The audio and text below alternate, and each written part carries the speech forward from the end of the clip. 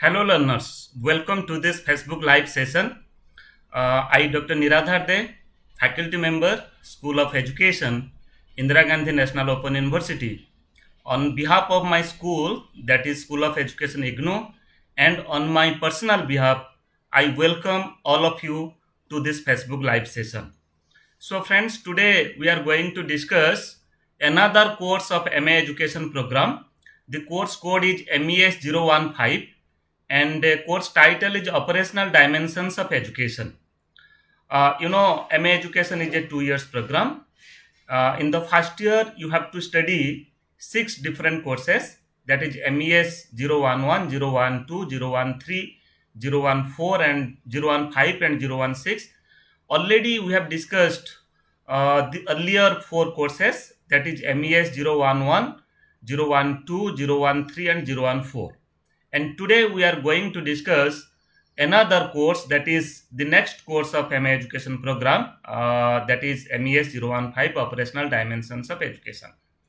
So friends, before discussing this course, as I have already said that every time what I have observed that new learners there, you know, using this platform, they are getting themselves included in this Facebook group. So that's why let me to give a small overview about the program first. I will take 10 minutes to give the overview about the program, and then after we will discuss that what are the different units are there, what are the different blocks are there, and what are the knowledge base, what are the concept, what are the philosophy and educational discourses that are being discussed, that are being included in this course, that is Operational Dimensions of Education. Let me to give 1 second just to see in my mobile whether it is going properly or not.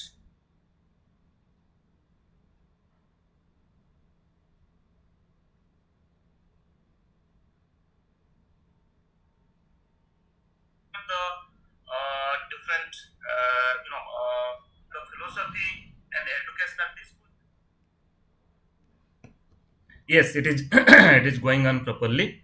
So friends, let us go forward to discuss about a brief overview of MA education program, and then after we will discuss detail about the concept and different aspects that are discussed in this course. Let us go forward. So first of all, MA education is a 2 years program. Maximum duration of this program is of 4 years, and minimum duration of this program is of 2 years. If you want, if you study properly, then you can complete this course in the minimum duration of the time, that is in 2 years. And as per the IGNOU system, you are getting a maximum duration of 4 years. And the eligibility of this program is a bachelor's degree in any discipline with or without a degree in education from a recognized university.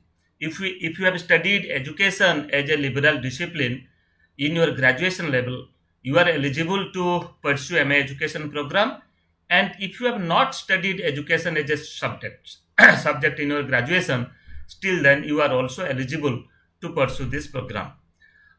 Total credit of this program is of 68. You have to study 34 credits in the first year of this program, and again 34 credits in the second year of this program. I will tell you that what are the different courses that caters 34 credits in the first year you have to study, and what are the different courses that you have to study in the second year. As you know, as per the system of Indira Gandhi National Open University, we practice two sessions. One is the January session, and other is the July session.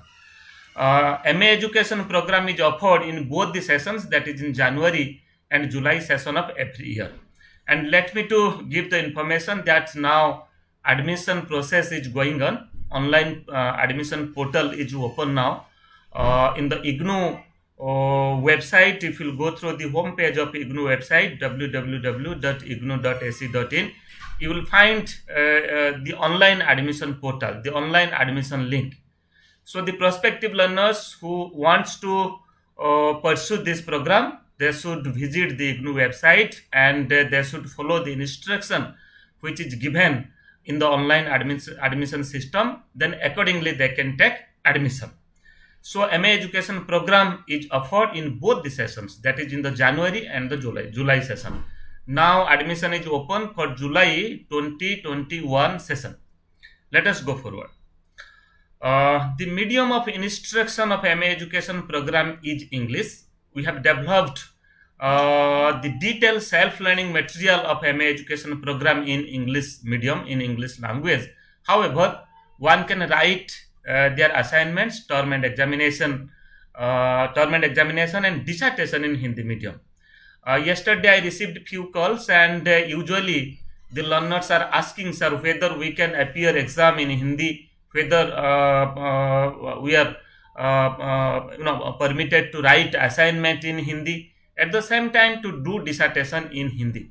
So let me to say that though we have developed learning material in English medium, still then learners are free to write their assignment in both the languages, in English as well as in Hindi. Okay, if anyone wants to write it in Hindi, they can write it in Hindi, and they can also write it in English. At the same time, term and examination also, you will find the questions for the term and examination will in both the languages, in English as well as in Hindi. It is up to you that whether you are going to write in English or in Hindi. Then further, in the second year, one dissertation course is there, one practical oriented course is there. You have to do a type of project. That course is of 10 credits weightage. So here in the dissertation course, what you have to do, you have to prepare a research proposal, and as per the research proposal, you have to do a piece of research. You have to do a dissertation work. You have to do a project. So here also we have given option to the learners that they can prepare their dissertation proposal as well as report both in English or in Hindi. So such flexibilities are given to the learners that they can opt their language, but material that we have developed only in English language. And the assignment questions, term and examination questions, you will find in both the languages, in English as well as in Hindi. Then total program fee, especially for this July 2021 session, that is total program fee is 18,400. You have to pay it in two installments. First installment you have to pay 9,200, and in the second installment you have to pay 9,200. First installment, that is usually during the online admission in the first year beginning, that's now the admission process is going on. And the second year fees, or the second installment that you have to pay during the re-registration. Re-registration means after completion of 1 year, at the beginning of second year, again you have to take a re-admission for the second year courses. So at that time you have to pay the second installment, that is 9,200. So you have to pay your program fee in two different installments. Let us go forward. Now let us try to discuss that what are the different courses and how the courses are distributed in different groups. MA education program comprises in 4 groups of courses with differential weightage.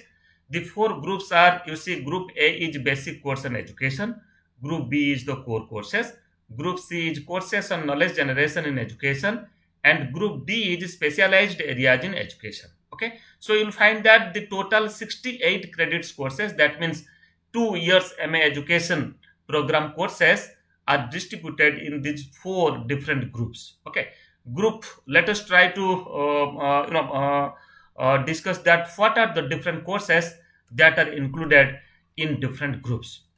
You see, in the first group you will find only one course is there, that the group is that is the basic course on education, and one course title is MES 011. This is the course code, and course title is Understanding Education.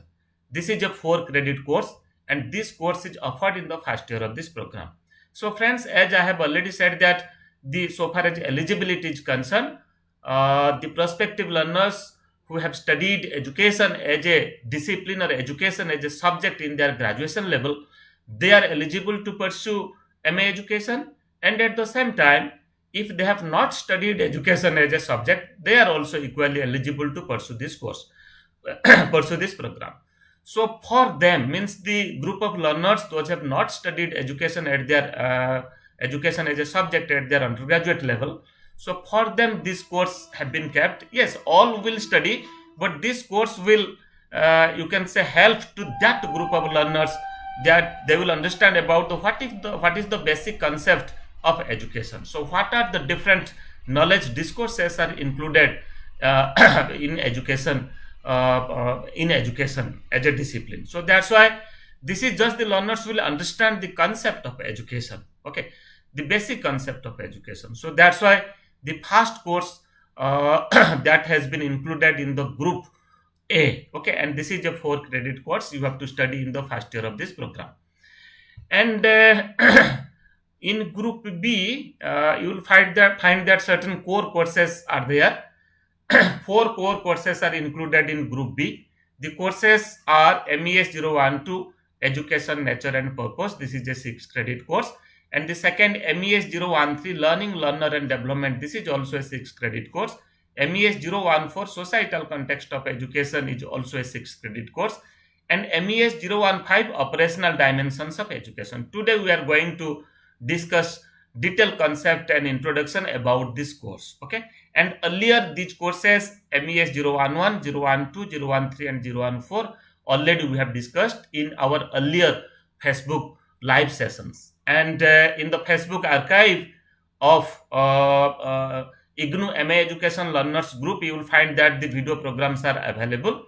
This is also available in my YouTube channel, and this is also available in my personal Facebook account. At the same time, you will find all these video programs are also available in IGNOU official Facebook page. Okay, so you use either this MA Education group Facebook page, or my own account, or my YouTube, or IGNOU's official Facebook page. Everywhere you will find the video programs which has the live sessions that have earlier conducted. You will find the recorded videos.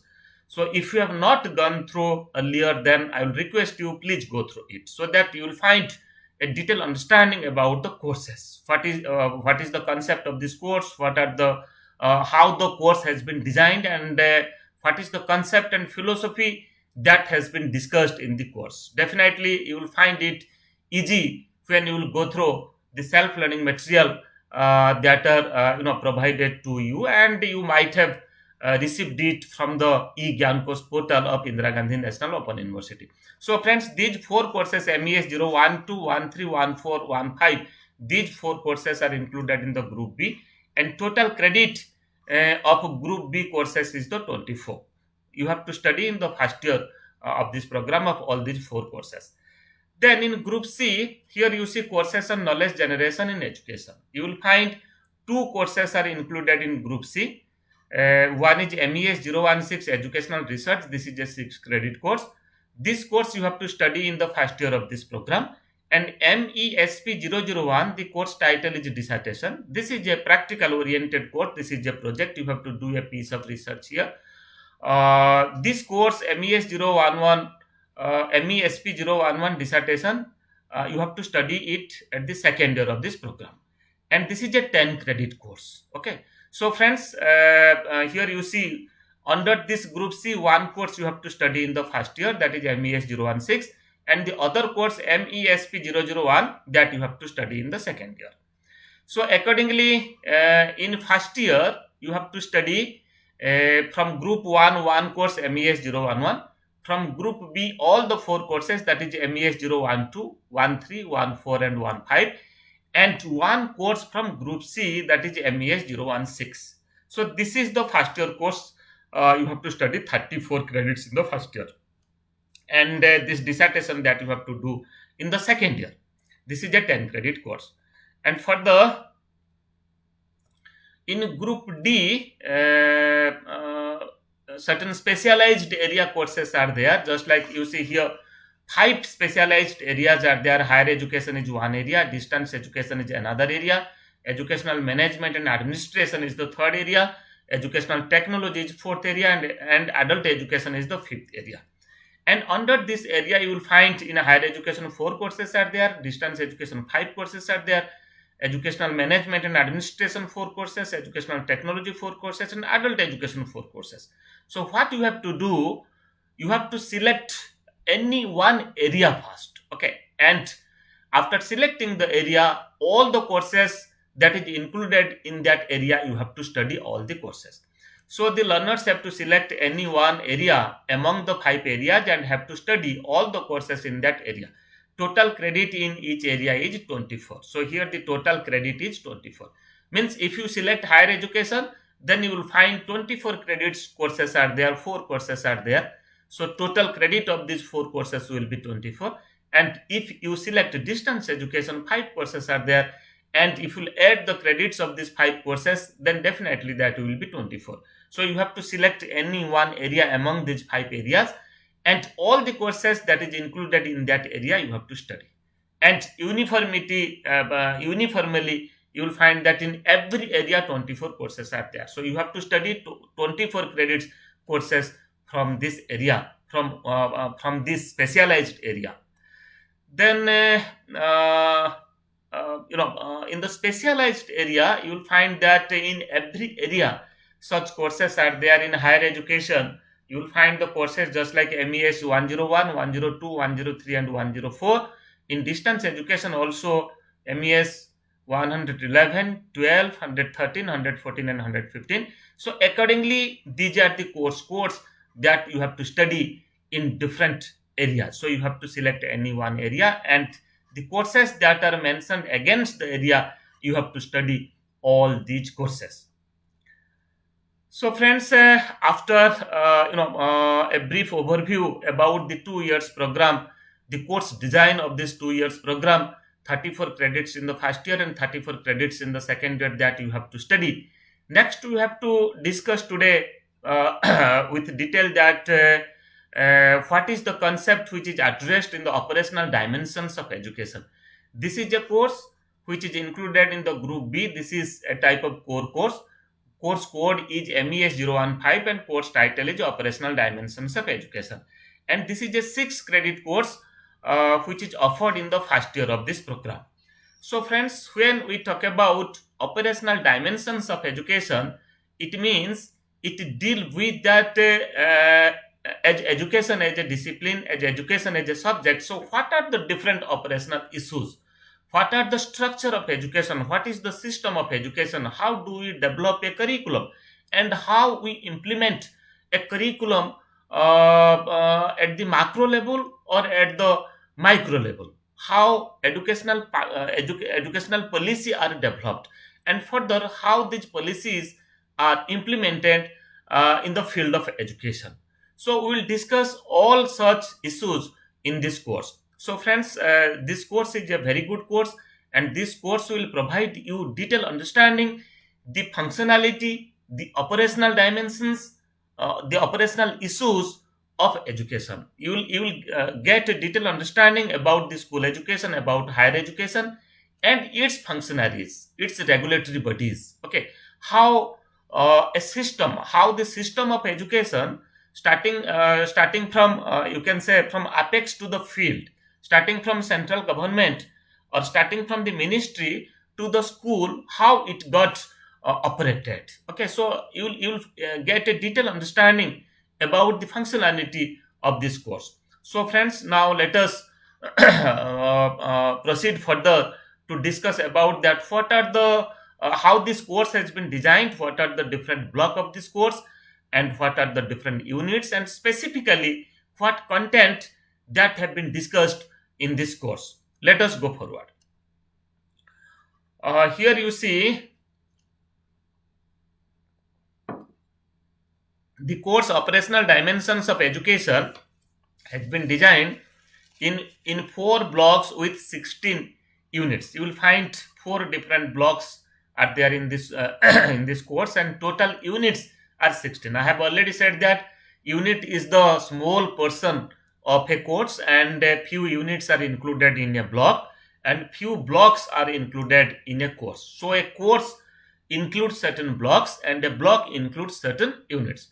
Here the total units of this course is of 17, and total block which is included in this course, that is of 4. Four blocks are like this. Block one is educational operation at macro level, different situations. I was talking about the functionality and and operational dimensions of education that you have to understand at the macro level, at the same time at the micro level. So that's why in the first block we have discussed the operational dimensions of education at the macro level. Then further in block 2, that is policy making and implementation. In education, how we develop a policy, especially educational policy, a system of education, and further how we implement that policy. So what procedures, what mechanism that we follow for implementing the policies, how we include the stakeholders, all the stakeholders of education for implementing a policy. So particularly we will discuss that is included in the second block of this course. And in block 3, the title of this block is educational operations at the micro level. So here you see in block 1 we have you will study about the macro level, educational operations at the macro level, and in block 3 you have to study educational operations at the micro level. So friends, when we talk about micro level, it means it is at the classroom level, it is at the school level. That means when teaching learning process are conducted. That means when the teacher teaches the learners what techniques, what methods, what strategies, what system teachers use, how evaluation takes place, how the curriculum are transacted to the students. Okay, so all such things, including the school infrastructure, school management, then subject wise activities.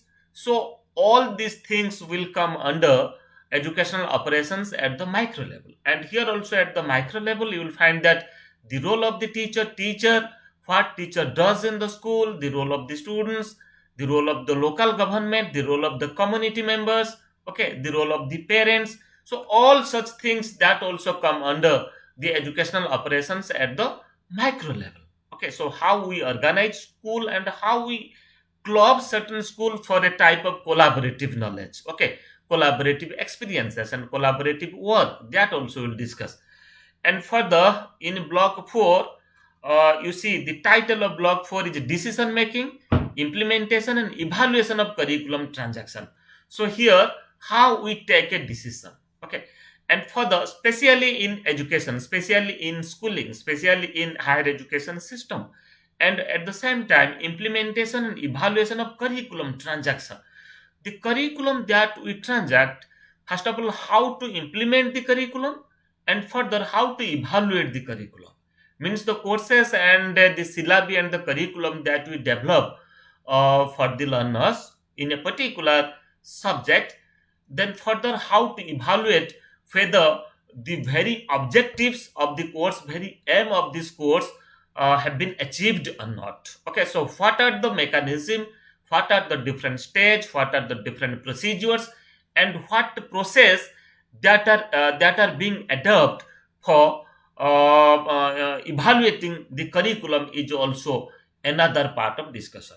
So these are the 4 different blocks that we are going to discuss with detail. So friends, now let us focus upon the first block, that what are the different content points, different units are included in the first block of this course MES 015, operational dimensions of education. Here you see block 1, title of the block 1 is educational operations at a macro level, different situations. You see this block is designed in 5 different units. Unit 1 is organized operations of education 1. Then second, the same title, but that is the second part of this concept, that is organized operations of education part 2. Okay, and the third block, that is innovative alternative models of education. Okay, third block is innovative alternative models of education. That what are the one is the face-to-face model, that every day you will find that a school is there, students are coming, teachers are coming, a curriculum is fixed, and teachers are teaching to the learners, okay, transacting the curriculum that has developed in a particular subject. At the same time, many alternative systems are there in education. So here we will discuss about that what are the alternative system of education that equally work to educate the citizens, to educate the children. Okay, so that also we will discuss. Then further in Unit 4, the concept which is addressed here, that is education for all in India, joint responsibility of state and the community. Okay, so here education is included in the concurrent list. It means it is the joint responsibility of the state government, at the same time the central government. Okay, so you will find that central government contributes for the development of education across the country.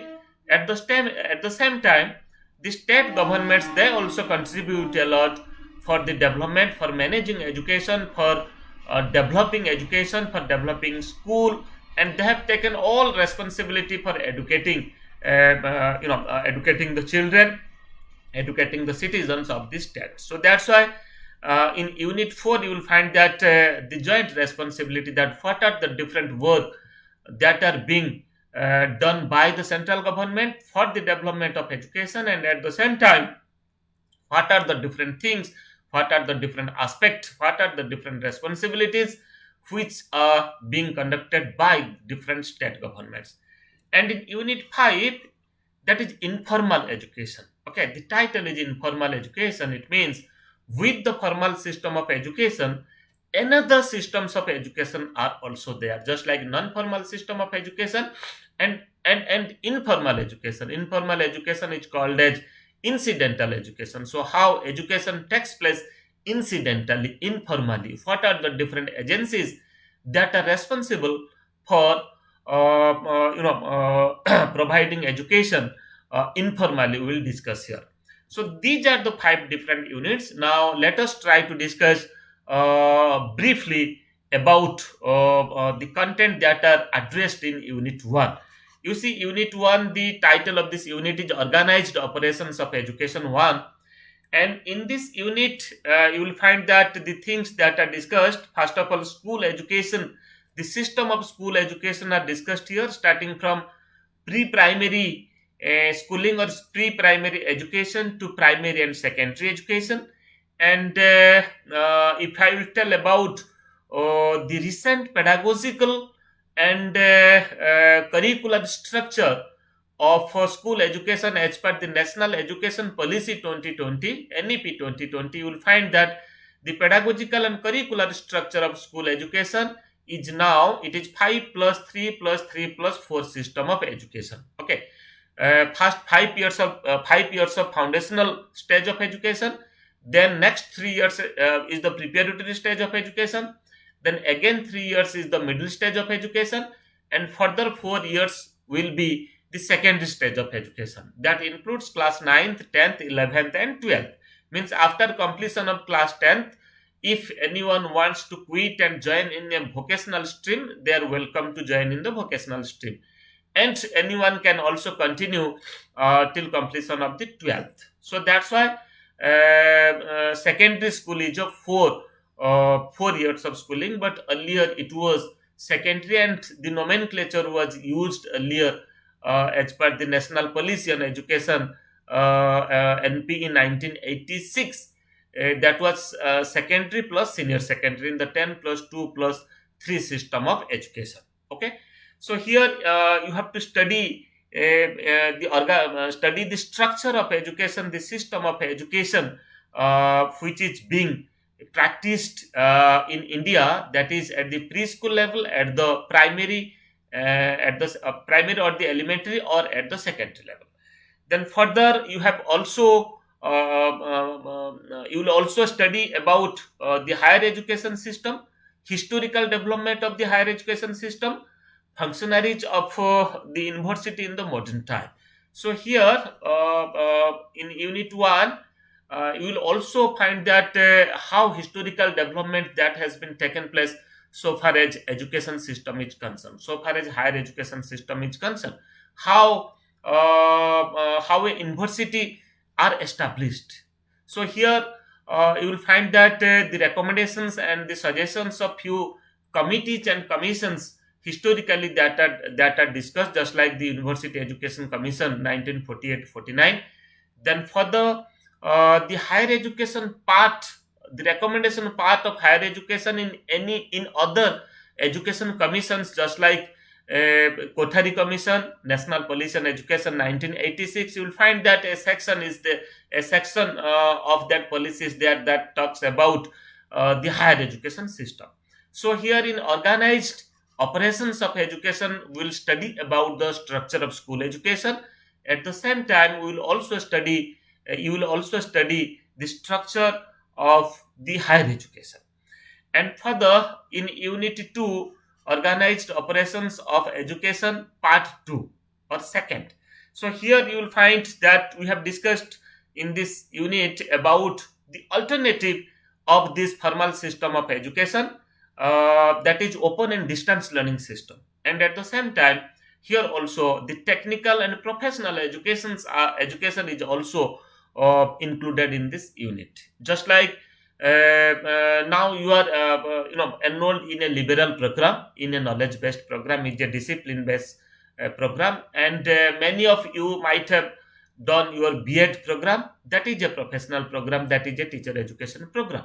So it may be in the field of agriculture, it may be in the field of medicine, it may be in the field of teacher education, or it may be in the field of any technical education. Okay, so in higher education system, you will find that one wing is there, that is the professional education.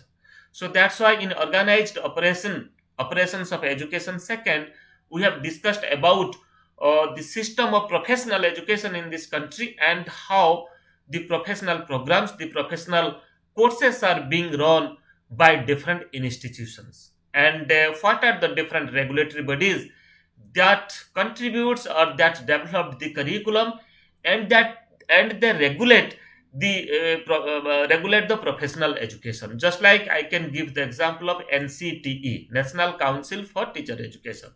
NCTE is the regulatory body for teacher education. So all the teacher education programs, it may be a B.Ed program, it may be a DL.Ed program, it may be a M.Ed program, and the teacher education program which is being offered ODL mode, open and distance learning mode, just like B.Ed ODL. Okay, so here you will find that the regulatory body NCTE that regulates all the teacher education program, may be a face-to-face program, may be an ODL program. Okay, so that we have discussed here. And further, we have discussed about in open and distance learning system. We have discussed the history of the open and distance learning system, starting from the correspondence education. Then we have also discussed about the open university system. Okay, at the same time, at the present time, 16 state open universities are there in India, and one national university, that is the IGNOU. So you will find that as per the UGC regulations, they also run, all the open universities, they also run UG program, PG program, diploma and certificate program, at the same time research programs also. Okay, so that also such things are included in Unit 2. And further, you will also study about the present development with open and distance learning system. Now, this is the transitive period, or already we have moved towards the online learning system. So, friends, in this unit, you will also study about the concept of online education, online learning, and what is the online education system. Okay, so if I will talk about the present development across the world, across the globe, in different universities, you will find that now they are they are busy in developing the online programs, online courses, and they offer it by using an online platform. Just like in India, we are using the Swayam platform. So you will find that now more than 500 online courses are included in the Swayam platform, and lakhs of students, millions of students are getting enrolled themselves, and they are doing it online by using internet platform, by using internet. Okay, so it is a 4 quadrant course. So here in this program, you will find that as this program was developed few years back, online learning concept is definitely discussed in this course. but detail you may not get. But being a master student, I will tell you that you should know all such things, the present development. So we have also discussed online education in unit 2 with open and distance learning system and with your professional and technical education. And further in unit 3, the unit title is innovative alternative models of education. Here we have discussed that with the formal system of learning, you will find that the non-government organizations and many voluntary organizations, they also contribute equally for the development of education. Okay, there are many projects, many schemes. So here also we have discussed about the non-formal education system. Okay, non-formal education system, that you can say that it may be adult education or it may be a distance education system. Means every day there is no need of coming to the school or the colleges. The learners will they will enroll in a program and they will get a detailed learning material package of a learning package. They will get study material package, they will get, which has developed contextually keeping in consideration the need of the program, the learning need of the program, the skill and competencies that the learners they're supposed to acquire from a program. Keeping in consideration of all such needs, you will find that a detailed study material package are developed and that are being distributed to the learners. At the same time, in a non-formal education system, you will find that many media, or you will find that a multimedia approach are used to transact the curriculum. Okay, so that's why in innovative alternative models of education in this unit, non-formal education system are discussed. Then for the DPEP, district primary education program, this is also discussed here, which is you can say the diet institute are come under this. Okay, so how that provides training to the elementary teachers, that also included in this unit. Then further, the other non-government organization or educational schemes or new experiments in education, just like Jansala, Lokjumbis, Ekalabya, Mirambika are also discussed. The experimental schools are also discussed here. Means the innovative practices to teach the students, which is something different from a face-to-face learning, which is something different from which is going on in a regular school. Okay, so that is a type of alternative, innovative, and experimental types of schools. So that also we have discussed in this unit. In unit 4, the unit title is Education for All in India, joint responsibility of the state and the and the community, state and the community. So that we have discussed here, that how education is the responsibility both for the state, at the same time the community, the smaller unit, this or the stakeholder, that is the community. Okay, so let me to give one example that in RTE, in RT Act 2009, Right to Education Act 2009, you will find that one of the important recommendation is there, how to bring the community to the school system for the development of the school. Unless community is a part of school system, then this is not expected, or you can't expect much development in the school, because school and community are related with each other. They work for the development of each other. So that's why here in in RT Act 2009, you will find that one recommendation is there for the establishment of a SMC, School Management Committee. So now every school is having one SMC, and the important work of SMC is to develop the SDP, that's called as School Development Plan. Okay, so SDP is a 3 years plan, and that includes the overall development of the school, the requirement of these teachers, the infrastructural development, curricular practices in the school, the activities of the school, and all such things which is being practiced in a school in an academic year. All these things are included. So accordingly, the SMC will develop the SDP, and you will find that school teachers, parents, community members, and the local government, that you can call that the panchayat, okay, the ward member and the panch or the sarpanch, they are the member of the SMC. And ultimately, with cooperation of the school, they will develop a plan, and further they will communicate to that plan to the government, to the education department. Then accordingly, we'll find that education department of the state, they will take care and they will fulfill the demands or the requirements that are reported by the school through the SMC. Okay, so accordingly, the responsibility of the state and the responsibility of the community is there, because without the right involvement of all the stakeholders in the system of education, you can't say that the system will work properly. So that's why in this unit all such things are discussed, and here also the other important aspects that are discussed in unit 4, that is ECC, education for all, how to provide education to all. In this regard, the establishment of Right to Education Act, now education is the elementary education is one of the fundamental right of the citizen of this India. Okay, so that are discussed here. Then further, early childhood care education is CCE. So now in NEP 2020, which has recently notified during July, last year July, in the month of July, early childhood care education is given much importance.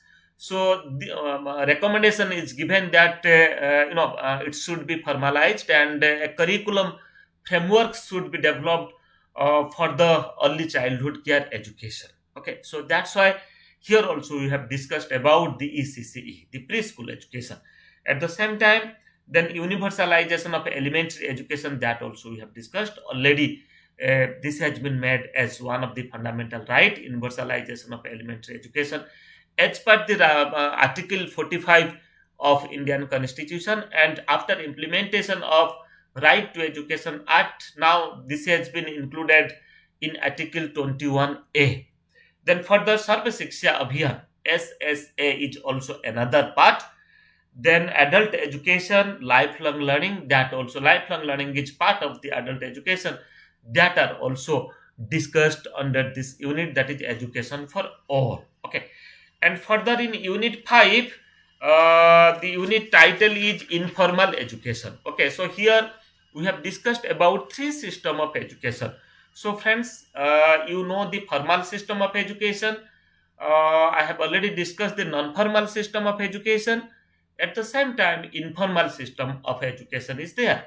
And I can say that much of learning is possible through informal system of education. So you'll find that this is also called as incidental education. Means we get educated, we receive education incidentally when we come contact with different types of people, when we come contact with different people from different areas, people from different state, people from different from different overseas countries, because their cultures, their tradition, their habits, their beliefs, their language, their diversities are different. And when we come contact with them, we learn many things. Okay, we get educated, and they also learn many things from us. So that's why it is not possible in the school, because school is a formal system. Every day one curriculum is there and teacher is teaching in the school. But here, apart from the school, much of learning which is possible, that is beyond from the school environment. Okay, that is beyond the school environment. In the natural atmosphere, you can say, when you are visiting other places, when you are moving different places, so you are coming in contact with the people, you are coming in contact with different historical, economical important places, and there you are also learning many things. Okay, so if I'll give the example, in India, if you'll visit extreme east to west, extreme north to south, you will find that huge diversities are there.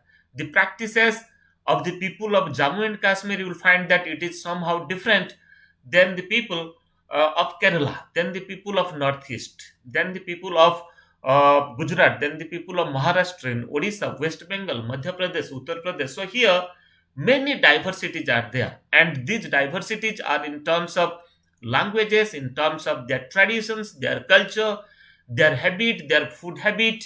Okay, so when we talk about informal education, it means there is the scope to gain much of the learning, much of education, and every learner can get much experience when they come contact with all such things. So that's why particularly one unit that is included in this block, that is informal education, means how education takes place informally. ठीक है, अनौपचारिक रूप में शिक्षा कैसे संभव होता है. And here we have discussed certain agencies that are responsible for the development of informal education, just like family is the first agency which is responsible for informal education.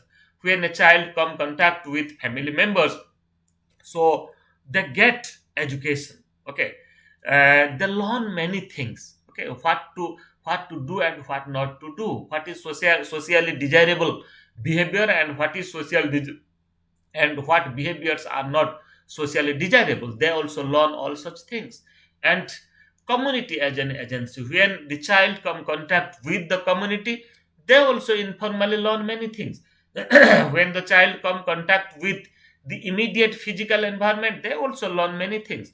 When the child come contact with the peers, with the friends, okay, and with different groups, with the playmates, they can also learn many things.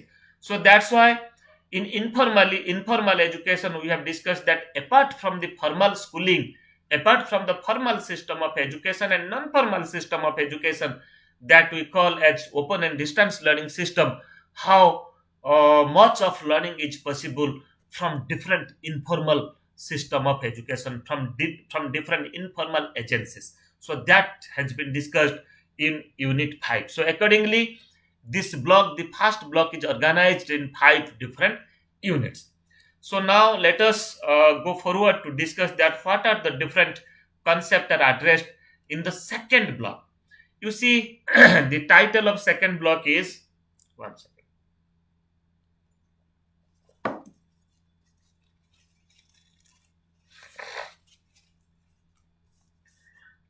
The title of second block is policy making and implementation. So how we develop, how we make a policy, then how we implement that policy. Okay, just like I was talking about NEP 2020, National Education Policy 2020. This policy has been notified and now it is in the process of implementation. Okay, so how the policy that has been developed by a committee, a national level committee, how to implement the recommendations, the suggestions that are given in the committee, how to implement it in the field. It may be related to school education, it may be related to higher education, it may be related to professional and technical education, it may be teacher education. So how to do it? So basically this block you will find that major focus is given upon the policy, because India is a huge country. Okay, so without a policy, without a definite policy, without a definite education system, it is difficult. It is difficult to manage education. It is difficult to manage the system of education.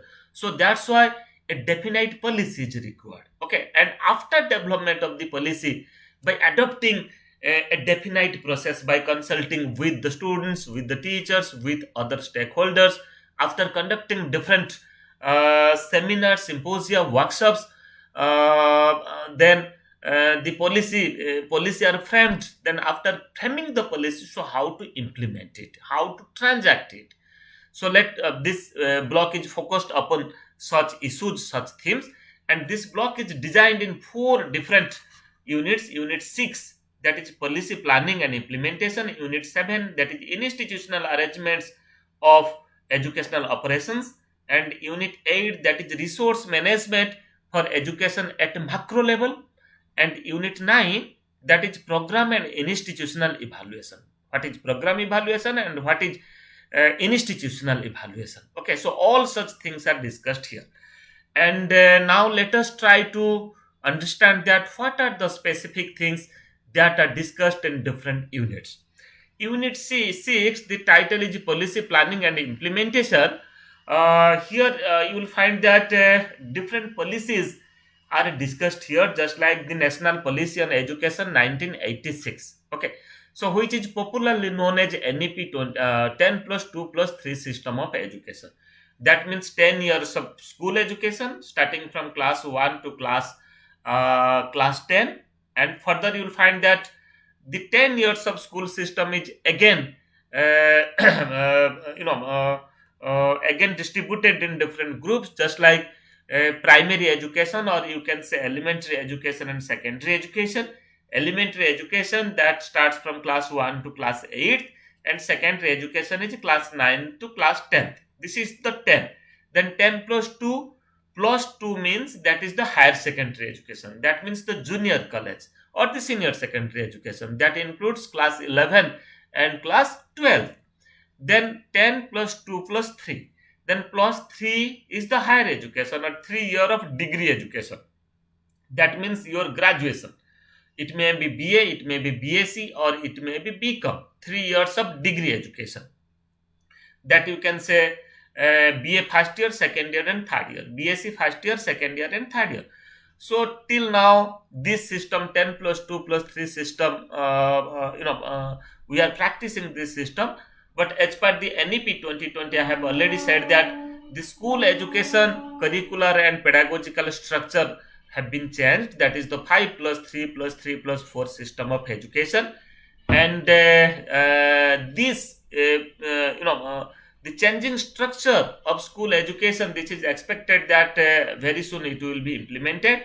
So here 5 plus 3 plus 3 plus 4 system of education means 5 years of foundational stage of education, then further 3 years of preparatory stage of education, further 3 years of middle stage of education, and again 4 years of the secondary education.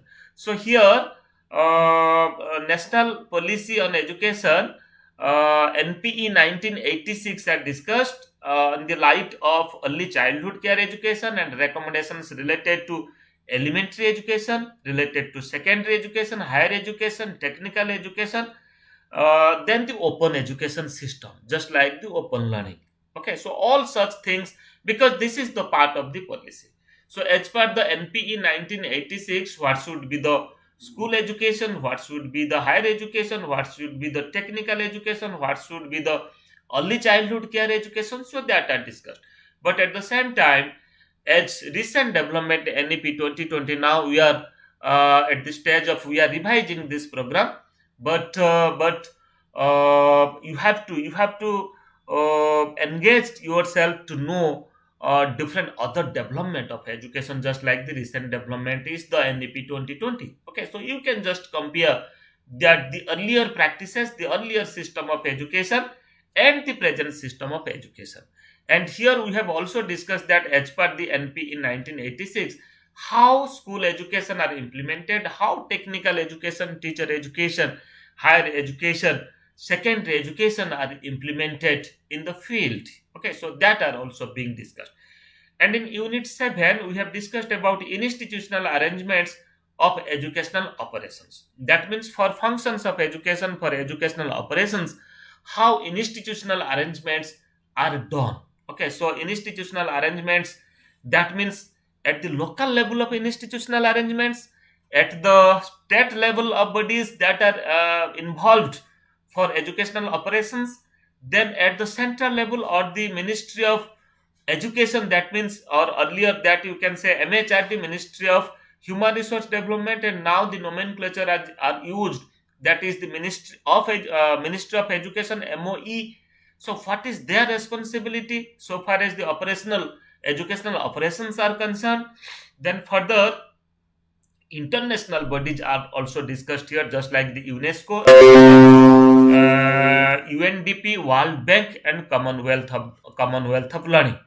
So friends, here you see in Unit 7, first of all at the local level, we have discussed about the Panchayat Raj system. Okay, so how the Panchayat system, how the you can say the elected bodies in the panchayat, it may be ward member, it may be sarpanch, how they involved for educational operations. As I was earlier talking, in Right to Education Act, in RTE Act 2009, you will find that now SMC will be, this has been recommended that SMC will be developed, SMC will be formed, and the local body will part of that SMC. They will be the member of the SMC. So that's why for educational operations at different level, so there is the need of proper educational operations at the local level. That means at the school level, at the sarpanch level. And here also, when we talk about local level, it includes the teachers, it includes the curriculum transaction, it includes the school principals, okay, the head of the school, okay, it includes the community, it includes the parents. So all are involved for educational operations, for well management of the school. And further, at the state level body, just like education department is there, and under education department, it is their responsibility to prepare the yearly plan, to conduct the examination, to provide, to develop the textbook, to distribute the textbook. You can take the example of the SCRT, State Council of Educational Research and Training. You see, at the national level, NCRT is their National Council of Educational Research and Training, and at the state level, SCRTs are there, State Council of Educational Research and Training. The work of SCRT is to manage the educational system so far as the school education is concerned. And what SCRT does, SCRT also develop textbook for the students at different classes at the school education stage. Okay, and SCRT provides textbook to the school, to the students in the school. And many state you will find that textbook board is there. Okay, so that is also a constituent part of Ministry of Education at the state level, or the constituent part of the SCRT, maybe one wing of the SCRT. So at the state level, you will find that they regulate or they manage this system, manage the education system.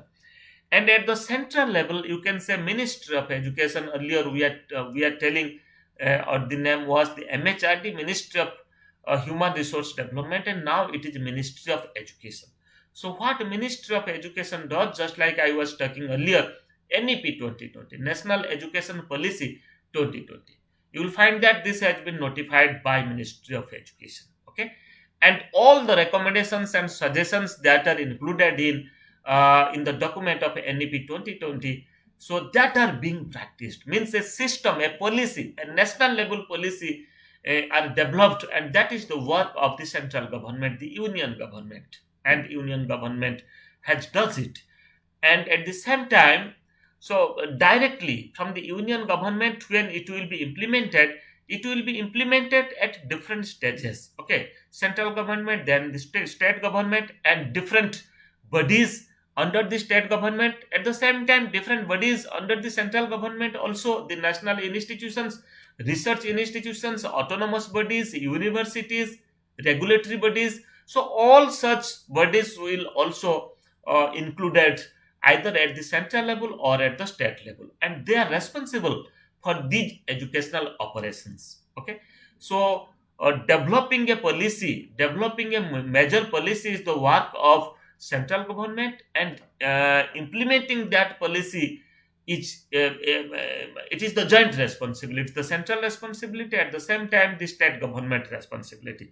So that are being discussed in this course. And further, we have discussed about international bodies just like UNESCO. So they also work substantially for development of education of the children of this world. Okay, they work they work across the globe, across the they work globally. Okay, and the other bodies, you can take the example of the UNICEF, United Nations International Children Emergency Fund.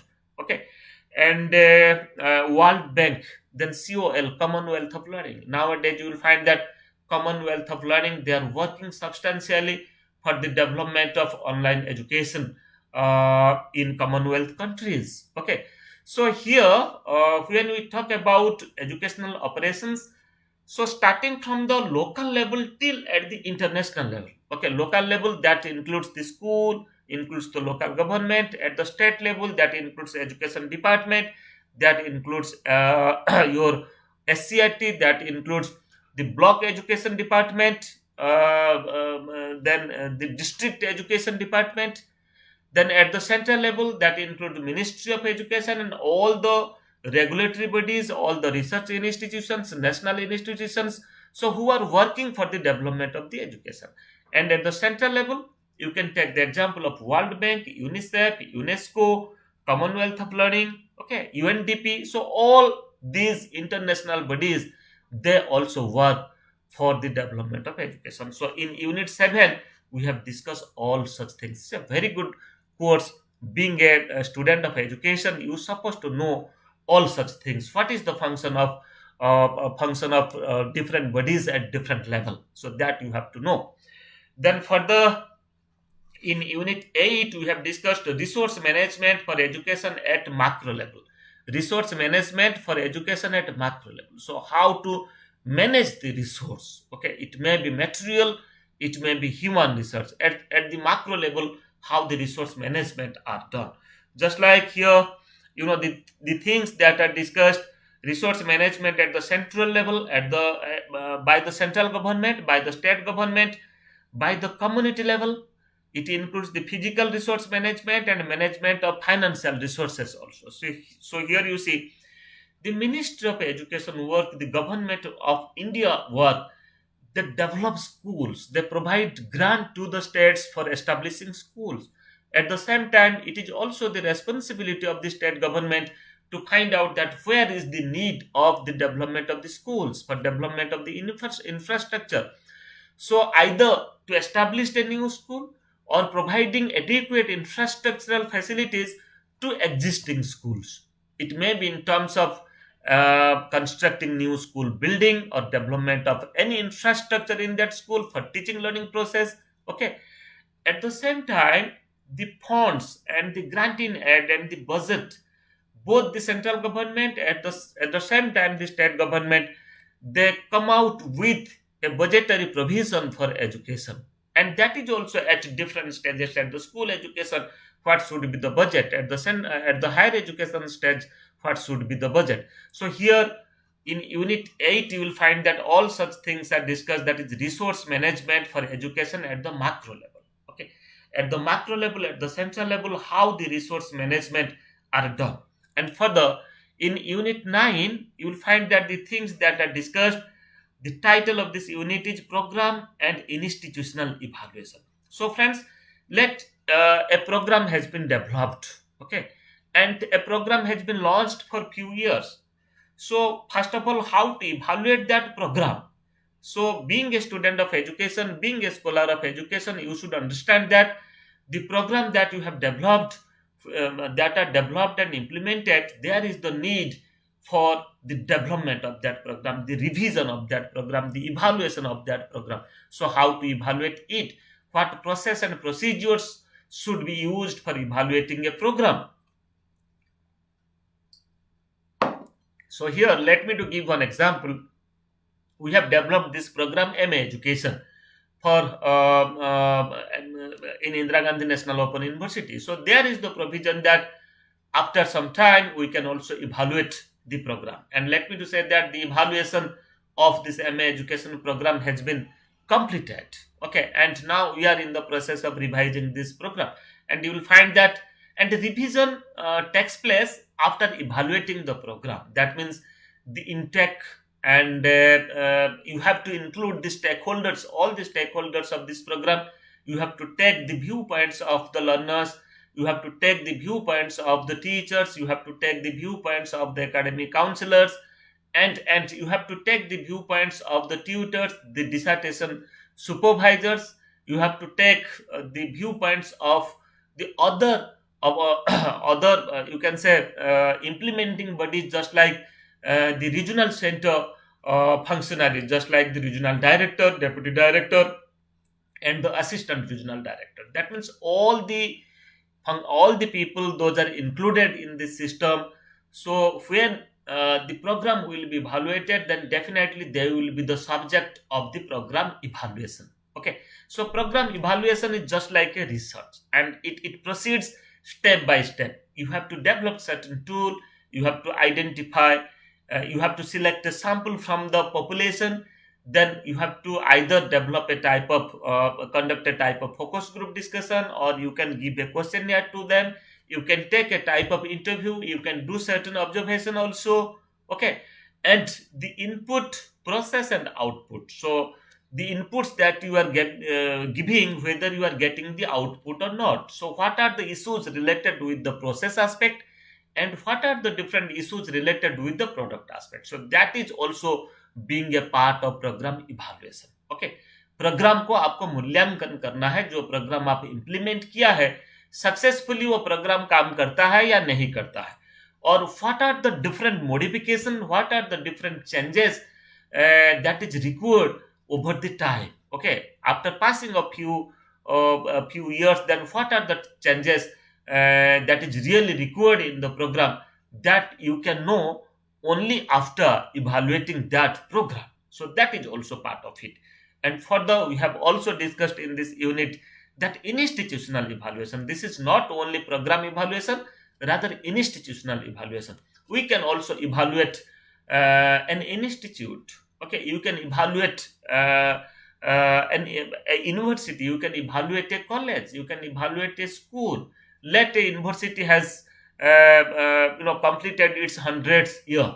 Okay, so what you can do, you can just evaluate that the functionaries of that university, the product of that university, the cost benefit analysis of that university. Okay, so here institutional evaluation includes the infrastructure, human resources, students, the input, the product, the programs that they run. Okay, and the output of the institutions, means who are the major persons from that institute, the alumni of that institute, those are contributing in a very large scale to the country, either at the national level or at the state level or at the local level. So here when we evaluate the institute, accordingly, just like the program evaluation, accordingly you have to plan and you have to do a type of research. Okay, so here in unit 9 a clear understanding is given that how program and unit evaluation are conducted. So in block 2, 4 units are included, unit 6, 7, 8, and 10, and in these 4 units we have discussed about how to make a policy, and further how to implement that policy at the micro level, at the macro level. Okay, so that we have discussed. Now let us go forward to discuss the third the third block. Title of the third block of this course, that is educational operations at the micro level. Okay, micro matlab sukma. Okay, first is macro, then it's micro. Micro means at the grassroots level, at the school level. So how educational operations are managed at the micro level. This block is designed in 4 different units: unit 10, 11, 12, and 13. Unit 10 is organization of learning experiences in face-to-face mode. Then organization of learning experiences at micro level through open and distance learning system is unit 11. Then unit 12 is curriculum transaction in classroom situations. Then unit 13 is curriculum transaction in open and distance learning system. So these 4 important concepts, important themes are discussed in these 4 units. So let us now discuss about that what are the different concepts and discourses are included in each unit. Unit 10 title is organization of learning experiences in face-to-face mode. Face-to-face means in a formal system of schooling. That means in a school, in a formal school, where teachers are appointed, where the curriculum or the syllabi is developed for a particular class in different subjects. Okay, and students are coming to the school. There is a timetable. Okay, so every day that timetable are practiced, and students are engaged in the process of teaching and learning, at the same time in assessment, and they also engaged in different activities, school based activities. Okay, so here in unit 10, in a face to face mode, interactions are mostly taken place in between the teacher and students face to face directly. Okay, teacher teach the students in the classroom by using certain methods, certain techniques, certain strategies, and maxims. Teacher also engage the students in discussion, in group discussion, in peer work, in collaboration, and other types of in brainstorming and other types of group activities, in demonstration, storytelling. Okay, and here in this unit we have also discussed that teachers controlled method. What are the method which is being used by the teacher? Just like when we talk about a lecture method, mostly it is a teacher centered or teacher controlled method, because in a lecture method hardly you will find much scope of the students. So that's why we have discussed teacher controlled method. Then we have also discussed in this unit that is in face to face mode of teaching, that is the learner controlled method. Learner control method that includes activity method, that includes demonstration method, that includes narration come discussion method. Okay, that includes group discussion method. So all such things are discussed in this unit, which is come under the learner centered method.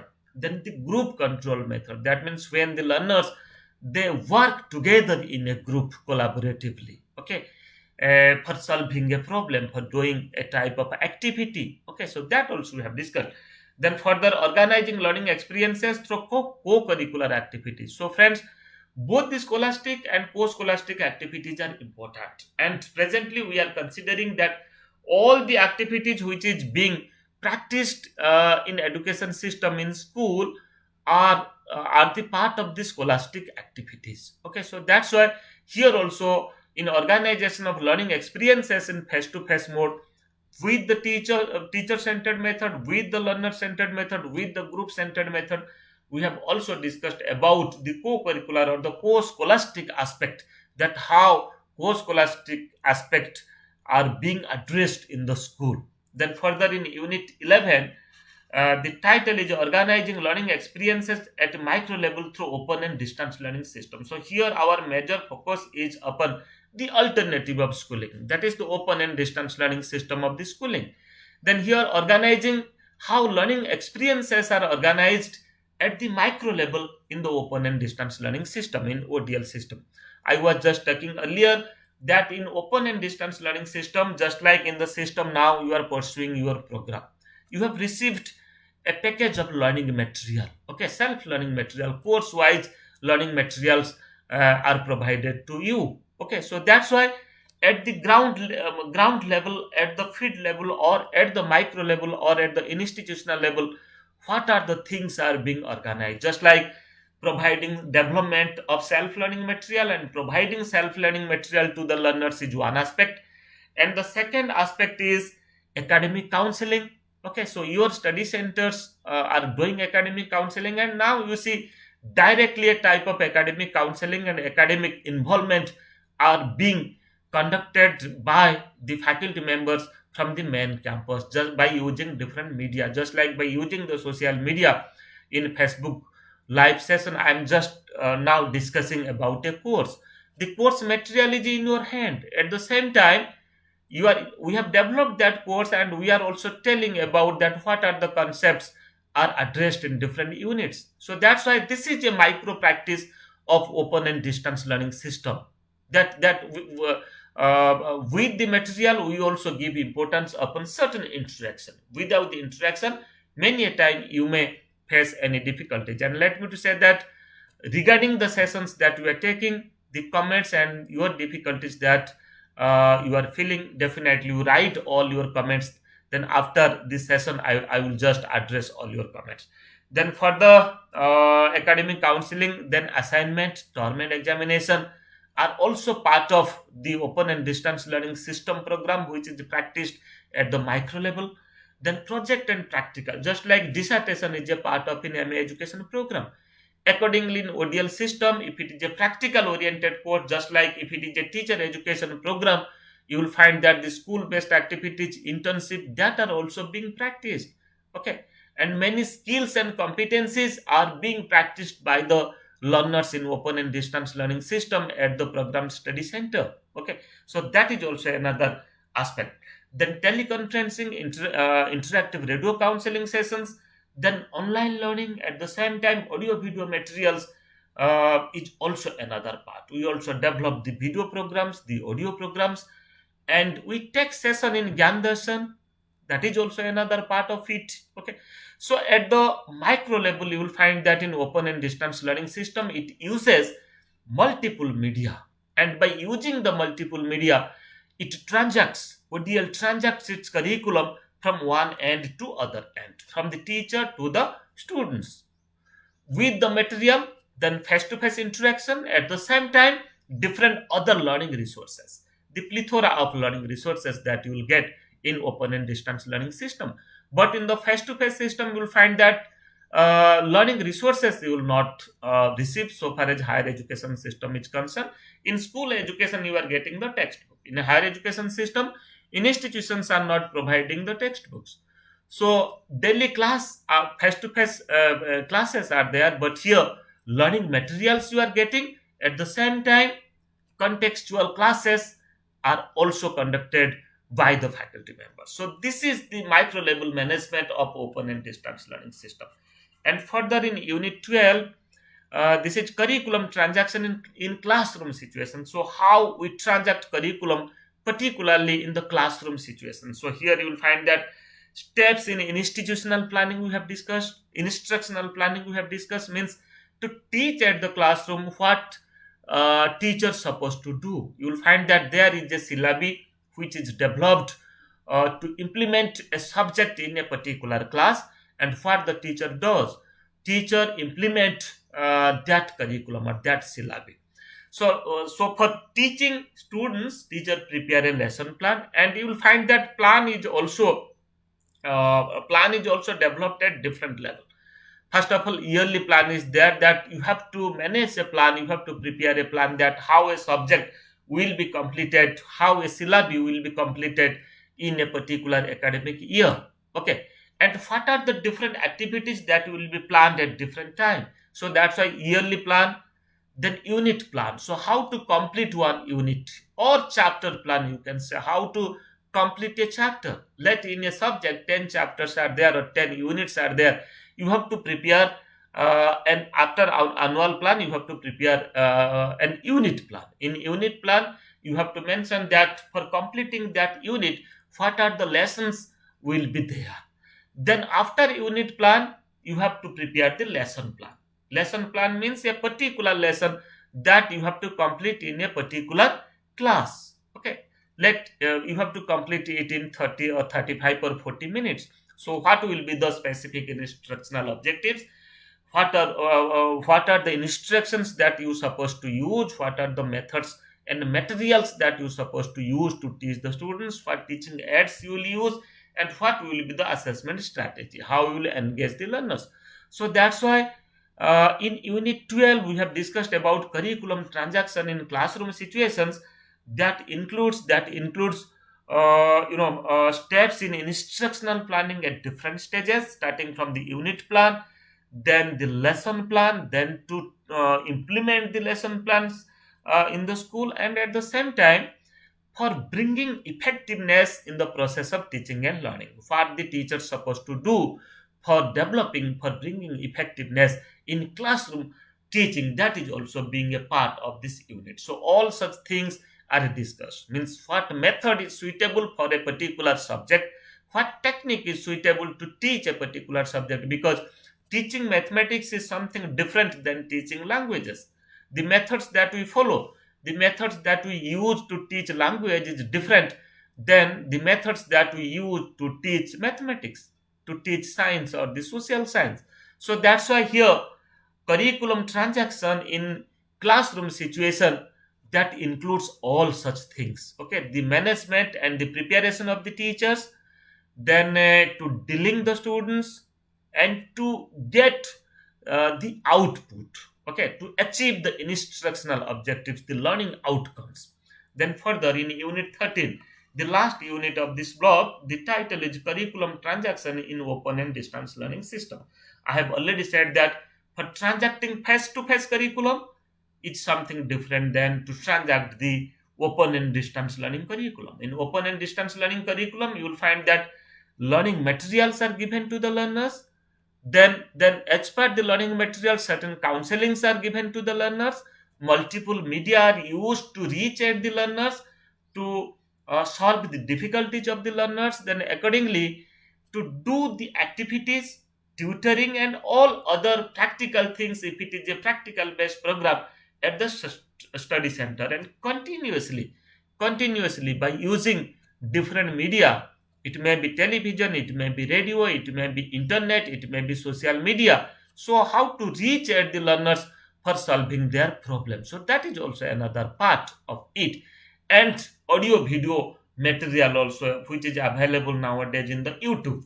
So in the YouTube you can also find out the contextual audio video material which is developed in your program. So that will help you a lot for understanding the self-learning material, for understanding the critical issues of different important, different complex theme of your program, of your course. Okay, so that's why here we have discussed the curriculum transaction in open and distance learning system. And of course, assessment is part of both face-to-face curriculum, at the same time the open and distance learning system curriculum. Assessments are conducted a similar way, just like in face-to-face, continuous assessment is there and terminal assessment is there.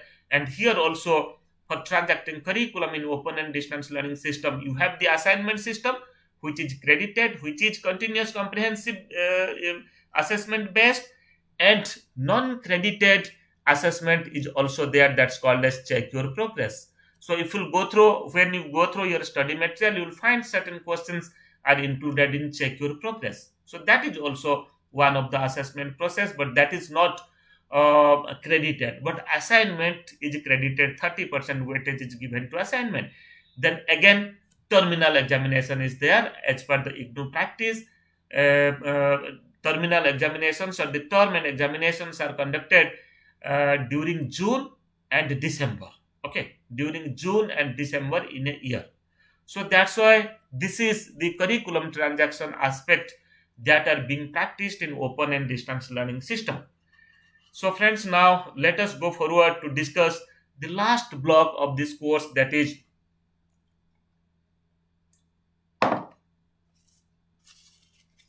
block 4, that is decision making, implementation and evaluation of curriculum transaction. So here our focus will be on the decision making. So how to make a decision, how to take a decision.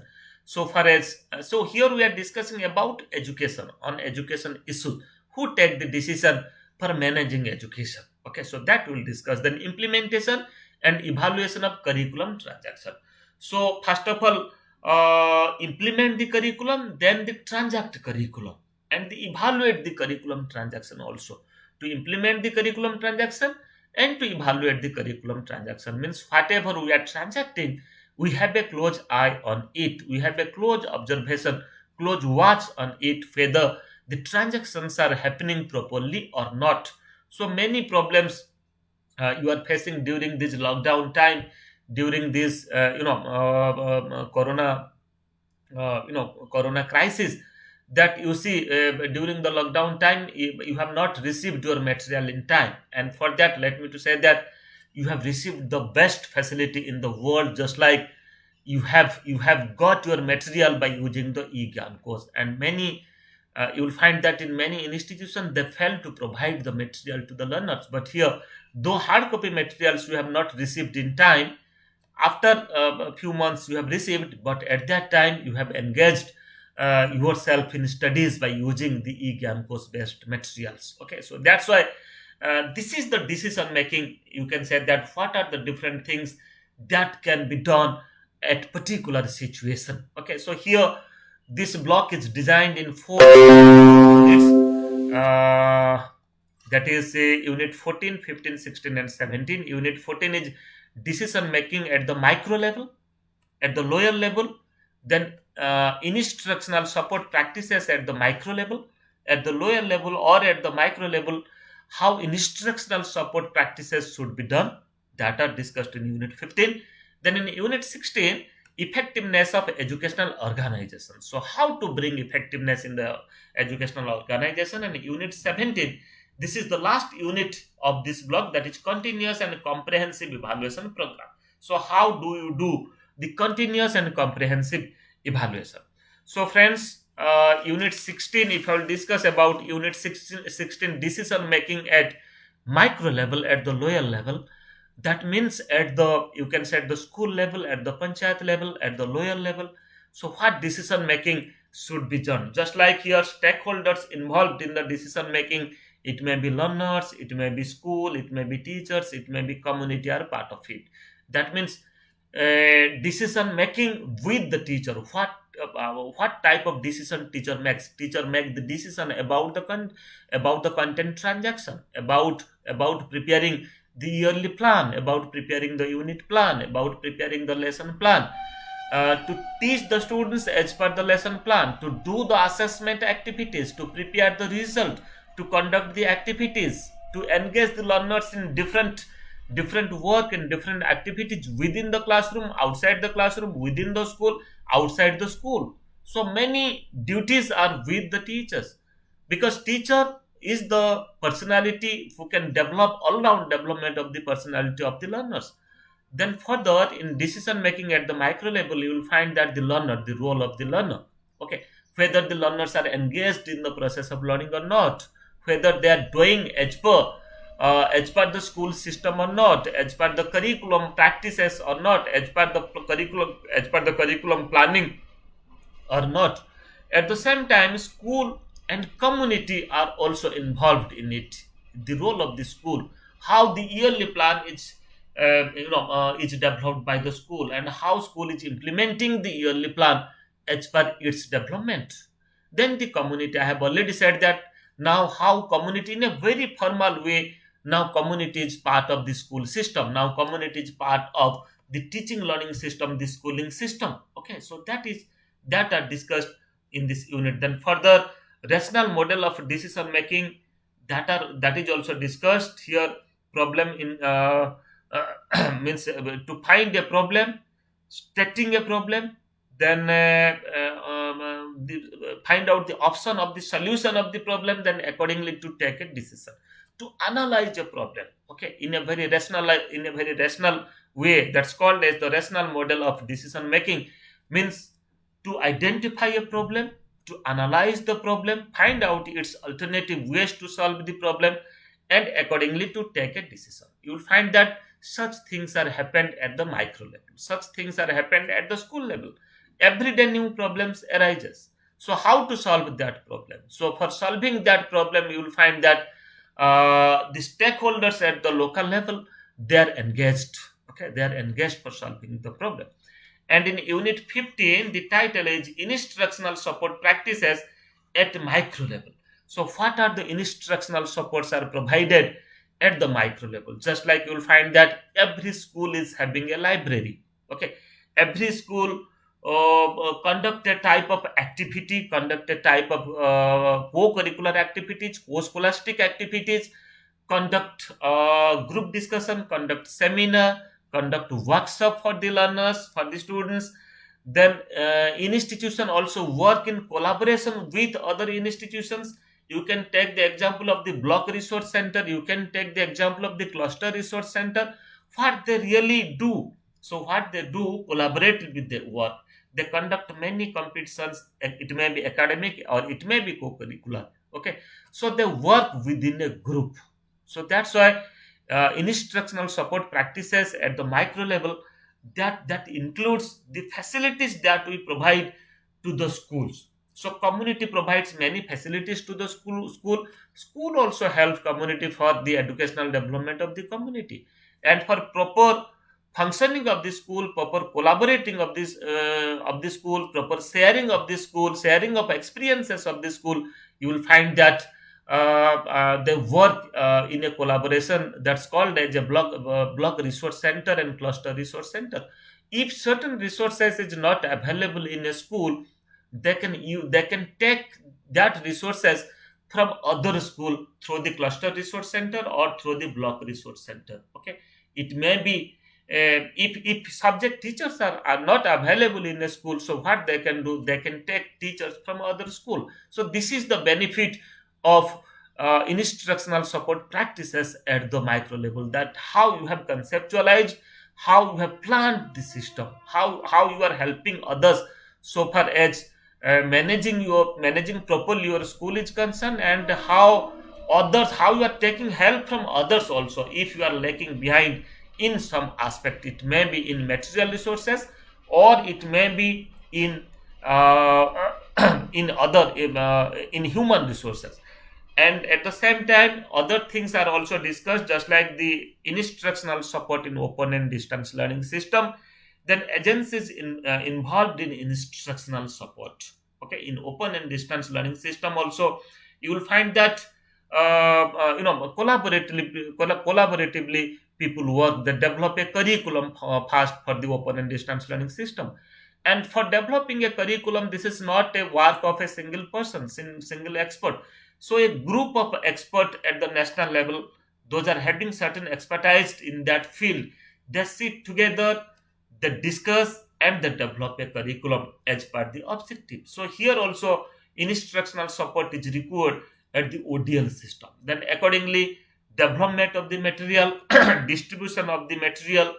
Okay, so that's why ODL system is called as a type of industrial practices. Okay, it's an industrial system. It's just like an industry. Okay, to produce certain things and to provide that product to the learners for their learning. And for transacting, you are also using many media. So that's why multimedia approach also being used. So all such things are discussed in instructional support practices at the micro level, including all the stakeholders, how they are involved in the instructional support practices. And further, in unit 16, we have discussed effectiveness of educational organization.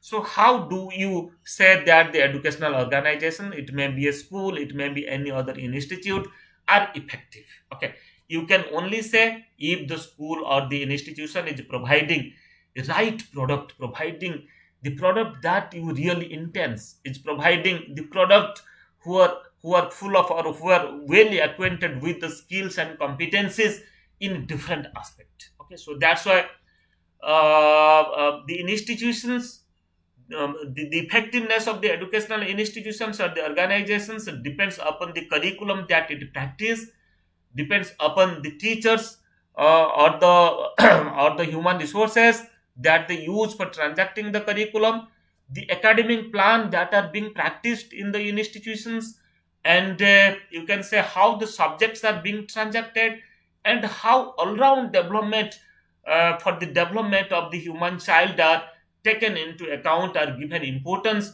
so far as the program transaction is concerned. So all such things are given due weightage, that whether you have completed your curriculum in proper time with proper deliberation or not. Okay, whether learners are engaged themselves or do the activities which is annually planned. Okay, so all such things are included.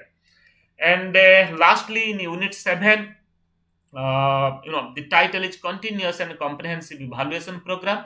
Here the evaluation practices of the institutions in program wise are discussed. That means evaluation is done continuously, at the same time terminal. Continuously means when there is a teaching learning process, then evaluation is an integrated part of it. It is included with the teaching and learning process. Okay, it may be observation based, it may be pen and paper based, or it may be a type of discussion, it may be a type of role play, by using any technique, by using the technique of peer evaluation or peer assessment, by using the technique of group assessment. Okay, so you can do this.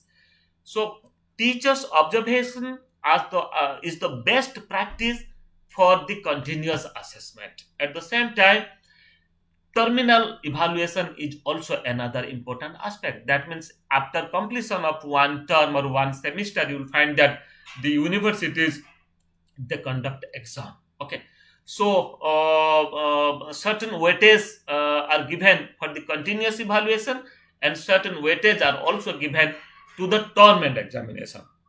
So accordingly, in unit 17, we have discussed that how evaluations should be made continuously at the same time, continuously and comprehensively at the same time terminal. And we have used the term here comprehensive.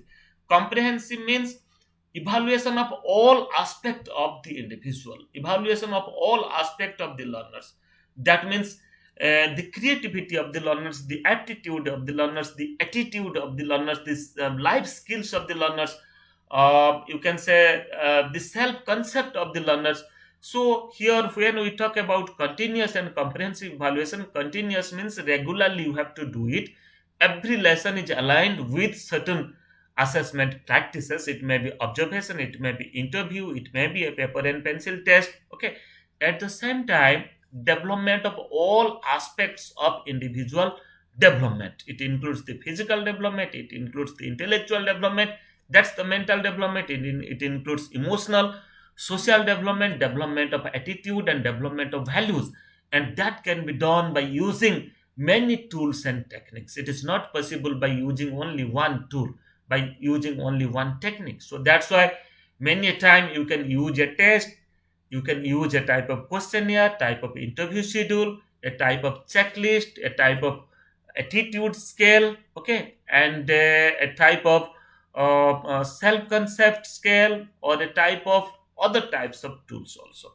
So friends, block 4, in block 4 we have discussed about how decision making are taking place in the school at the micro level, and implementation and evaluation of curriculum transaction. So how curriculum is evaluated, and how curriculum is transacted, and how curriculum transaction is also evaluated. So accordingly, the course MES 015, operational dimensions of education, are included in MA education program. And you are very well acquainted with the program transaction system of Indira Gandhi National Open University. I have already said self-learning materials. We provide self-learning material to the learners, and you will also get the soft copy of the materials in the eGyankos portal. That's the world's largest learning portal, learning portal, that is eGyankos. You will get thousands of blogs which are there in eGyankos.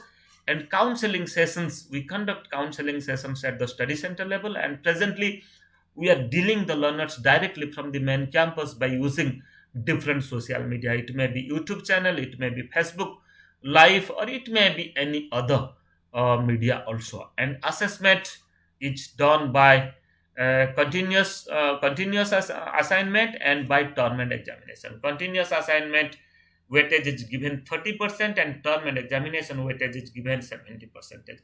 Regular TC and IRC we conduct. And let me to say, on 8th of this month we are going to discuss MA education program, its dissertation and other issues over Gyan Darshan channel 1 television. Okay, so from 3 to 4, from 3 p.m. to 4 p.m, you will find that two sessions will be there. 30 minutes, two sessions, total 1 hour session will be there. Professor Nirod Kumar Das and myself, we both will take the session. So please take the benefit of all such things that we are doing for transacting this program. Then further induction program is conducted by either the study center or the concerned regional center. So friends, for further queries, you can write to me niradhar@igno.ac.in. You can make me a telephone call. My intercom is 2994, and you can visit my Facebook account, my YouTube channel, at the same time my Twitter handle. You will find more than 250 contextual video lessons are there relating to your MA education program and other issues on education. And definitely I'm sure that the video programs will help you a lot for your learning. Thank you.